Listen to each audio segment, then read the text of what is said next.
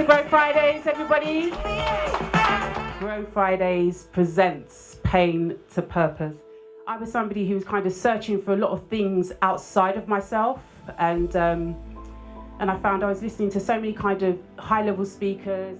What I was finding is speaking to the everyday person and hearing their story and what they're going through and how they're overcoming their challenges gave me the idea of doing today, which is Pain to Purpose.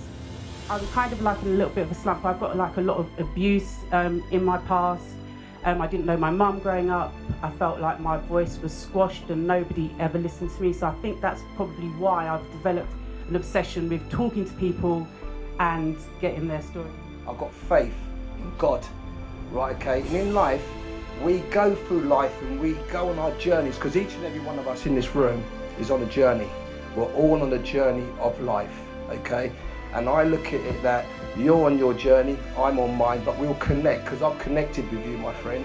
And you know, I always say, when I get up in the morning, I thank God for living. And one of the things I always say, nobody is gonna rain down on my parade today. So you can come with whatever problems you got, and I will hear you. Trust me, I'll hear you. And if I can help you, I will help you. And if I think you're kind of giving me too much of your stuff, right, that's gonna bring me down, I say I love you, but I've gotta go. This is fucking weird. Like, it's a Thursday evening, we're sitting in a burger restaurant, but we're not, because we're in some weird petty rave room, right? With these fancy ass neon lights, lasers beaming in our eyes. But how beautiful at the same time. And that's like, that's to me life. So as a kid, really weird, thought I was mental.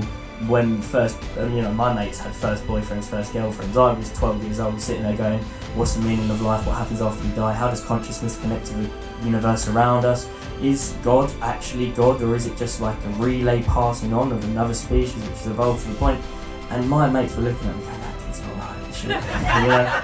So he's gonna be a weird one. So yeah, I was at this cafe, and through that cafe, turns out the guy who owned the cafe was Russell Brand. Some of you know who he is, some of you will love him, some of you think, oh my god, mental. And he saw me walk in and thought, that's weird for a kid that young to be in here doing something. So we started having a conversation.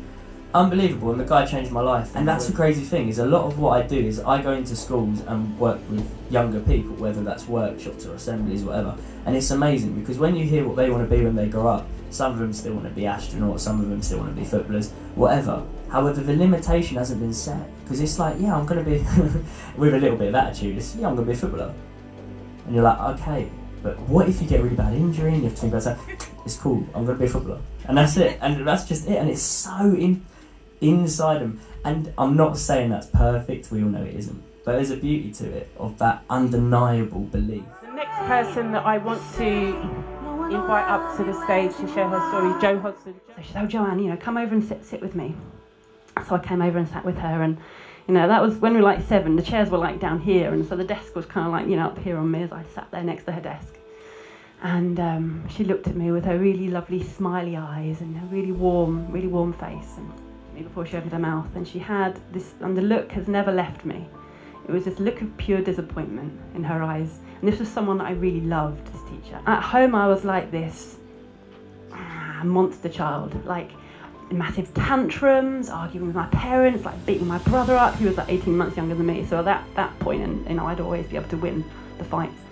I was just full of this incessant energy. It was like this trouble with, I still to this day still have like trouble, you know, like in believing in myself, because I'm a freelance graphic designer. I like connecting with people, and when I went to school I had no idea what I wanted to do, you know, like I always used to be pressured, you know, about, you know, when you like finding a job and stuff, and I used to like work in retail for like 10 years. I've got a H&E degree in graphic design, so like that's like my passion, and I always like being creative, and slowly getting out of my comfort zone, and just like being me, and you know, just doing what I want to do instead of like pleasing other people, because I'm not a people pleaser. I've been like that my whole life.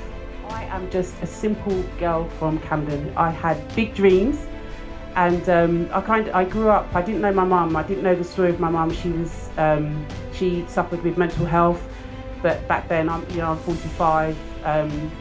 My sister and I weren't told at all. And I grew up with my grandparents who weren't particularly nice. In fact, they were fucking awful. Like they were really they were absolutely horrid to us. And I guess the story goes, I used to be a manager in McDonald's, right, when my daughter was a baby. So I've gone from McDonald's to dating my ex, who was a millionaire, back to McDonald's. How funny is that?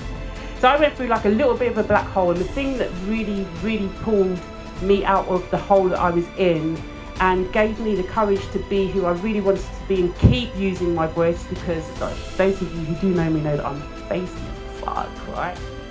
And I was training very hard. I was going to every practice I could. I was going to every competition and pushing myself to the limit, but the results would not come in. And then when I would go home, even my coach, my colleagues, everyone would be like, well done, Marina, you practice so hard, but the competitions are not that good. And then I would go home and my dad would be the first person to say, oh, you don't practice hard enough. You don't do this hard enough, like you're not pushing yourself hard enough. Got to a point that I didn't even want to swim anymore. I was like, I want to quit. And that's when he understood that his actions were leading me to that, and I failed. I was like, well, I'm not going to graduate, am I? And I called my dad. And I didn't call him straight away and said, oh, I failed. I had to message him first. I'm like, oh, I failed. And even till today, he doesn't mention it because he's like, if you fail, you're a loser. I was told I couldn't do it. I was told I wasn't academically capable enough of going on to university. I failed my mock exams, I was failing in my coursework, and I was studying sociology and A-level media. And it was that moment when I thought, what am I going to do now? I'd hit a barrier. I think we all hit barriers in our lives. Vanessa was saying earlier, and even Joe was saying earlier as well, is that we all hit barriers, but the way we deal with them is the way we move forward. If we let a barrier stay in front of us, we're not going to progress. We're not going to get from point A to point B if that barrier stays in the middle. We can't circumnavigate it, we can't go around it, we can't go underneath it or over it. We've got to challenge that barrier. Feed your mind, because if you're looking for the answers from yourself, you've got a problem, because you're going to struggle unlocking stuff in yourself, and someone else can give you the answer. You already have the answers, but they're stuck because you keep asking yourself the same questions. Okay, so in every story that I've heard today has touched me, and I just think there's nothing better than sharing your own story, and you can see like the response and how it's affecting people in the room and the connections. And when it comes to values, my highest values, I love connecting with people, and I'm happy that I'm achieving this today, and I'm seeing it before my eyes.